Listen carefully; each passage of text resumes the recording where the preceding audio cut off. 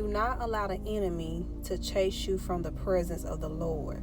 When Jesus was on his journey to die for our sins, headed to the cross, he went through a lot of brutal beatings, making his journey so hard, making his walk towards his calling, because that's what God had called over Jesus' life, for him to die for our sin, to bring a new covenant, which is victory for us. And the devil tried to make that journey to the cross when he got crucified, the beatings, the spitting, the denying, all that he endured and went through. The devil tried to make him give up midway so he won't gain the victory, so he won't walk into his calling, because Jesus already knew that he was going to die for our sin. He already knew what God had called for him to do. He was aware of that.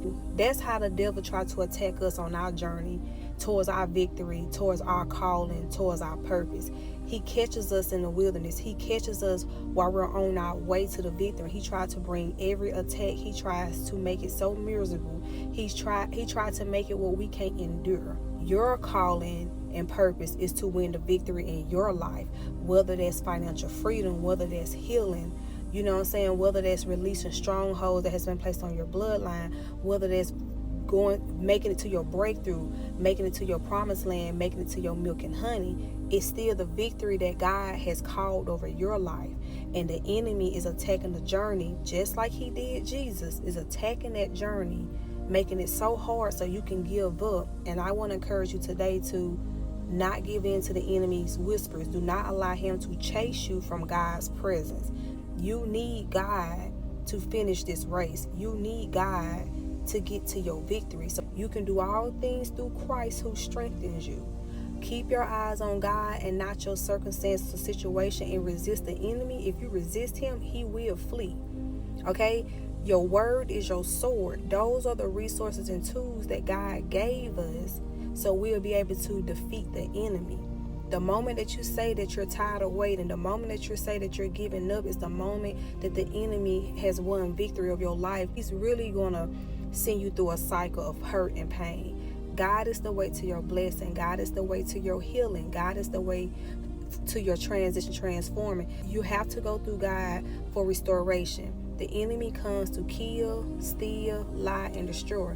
So if he got you thinking that God is not going to do it for you, you need to ask God to intervene and renew your mind, to captivate your thoughts from negative thoughts or listening to the enemy in his whispers. You don't want to be in a place where you feel like God can't do it, or you give up on God, because then you have lost your faith, and faith is what activates God. That's what activates God. Faith is what activates God. Faith is what gets God to move. So if you lose your faith, then we have a bigger problem on our hands. So I just want to encourage my sisters and brothers to do not give in to the enemy. Do not allow him to chase you from God's presence. The things that you may be enduring may be something that he's trying to teach you.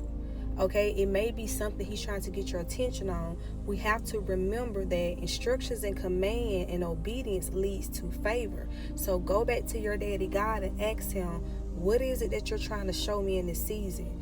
Position me where I need to be for my win. Position me where I need to be for my victory. I need you to come in and intervene. I'm surrendering to you. Because clearly the enemy got me thinking that you have forsaken me, and the word don't lie, and the word never comes back and void. And the word says you will never leave me forsaken. And the word also says, yea, do you walk through the valley of shadow of death, fear not, for you are with me. So I know you haven't abandoned me. So it may be something that I'm missing. Talk to your daddy God. Get a relationship with him. Okay, because there may be something small that you're overlooking. It may be a command. It may be an instruction. It may be your obedience. Every delay ain't on God.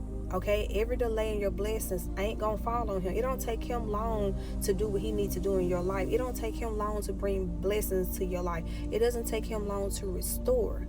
So we have to ask ourselves, as we're on our journey, as we're walking through the wilderness, what have God commanded for us to do?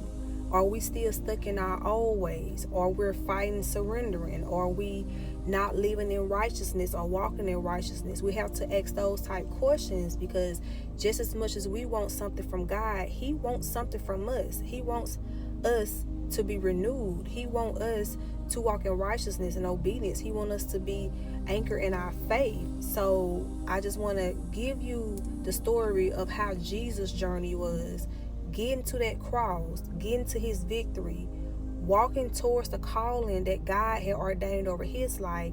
A lot of us are in that same situation where we're on the journey towards our victory. We're on the journey towards our purpose, our calling, and the devil is making it hard for us because he don't want us to fulfill the purpose or fulfill what God has ordained over our life, because that would be our victory. And again, that may be financial freedom, it may be a better lifestyle, it may be renewing of your mind, healing, whatever it is that the devil is holding down or trying to stop you from reaching, whatever victory he's trying to stop you from getting to your milk and honey, the promised land, whatever it is that the enemy is trying to stop you from fulfilling, you cannot give in to him. Once he can get you from up under God's will, it's going to be easy for the enemy to attack you. We must keep our eyes on God, because he endured so we won't have to suffer, if that makes sense. So he can give us peace in our still season. He can give us peace in the quiet season. He can give us peace as we wait on the Lord. But you have to ask God to give you peace. He said you receive not because you ask not. So we have to get in the habit of asking God to heal us. Get in the habit of asking God to make a way. Do not lean onto your understanding. Do not have the mindset of thinking that you have to figure it out. And these are just things that the devil uses against us to attack the walk towards our victory. He uses trauma. He uses burden. He uses strongholds. He uses what you have not healed from. So as God is directing your path and ordering your steps to your victory, he also is healing you. He's also renewing some things that the devil did to you or life did to you. He's also transforming, transition something. So by the time you get to your victory, you are made new. You are the version that can obtain the blessings and the victory that he has called over your life. You're now prepared. You're not equipped. So that journey is what the devil used to attack us from getting there. And once you're able to identify the enemy, it's easy for you to choose righteousness. It's easy for you to move in that new version. But before you can move in a new version and respond in that new version, you must surrender your illness. You must surrender pain. You must surrender the loss. You must surrender every worry, everything that life did to you, and cast it onto God's feet and give him the will to come into your life and transition and transform you. Okay, so I want to encourage my sisters and brothers to surrender and give it to God. He can make this journey a whole lot easy. Okay, he said the righteousness will never lack. His word doesn't go in vain. He said the righteousness will never lack. Okay, he said if you do not faint, you will be rewarded, because he knows that the devil is going to try to throw some things your way. But God is way bigger than anything that the devil can try to keep you bounded in. Okay, God has the keys to take the shackles off your life. God has the keys to take the shackle off your trauma. God has the keys to take the shackles off your burden. You just have to surrender and give it to him, and know that God works in mysterious ways. So it ain't going to be the average Joe way. It ain't going to be of the world way, because God is in the world, but he is not of the world. So once you have built that relationship with God and given it to him, and read the word, because the Bible is your life guide, you will learn how God healed. You will see how he turned water into wine. You will see how he worked in a supernatural form. Okay, so you won't be trying to figure it out or try to figure out how he gonna do it. That's not your job. Okay, it's okay to be in the unknown, because you're walking by faith and not by sight. It's okay to not see what he's doing, because again, you're walking by faith and not by sight. Okay, it's okay if the weapons form. Just know the word said they may form, but they won't prosper. So do not allow the enemy to reposition you on your journey where God has placed you. He's ordering your steps. He's directing your path. He's clearing the path for you. Okay, he walks ahead of you.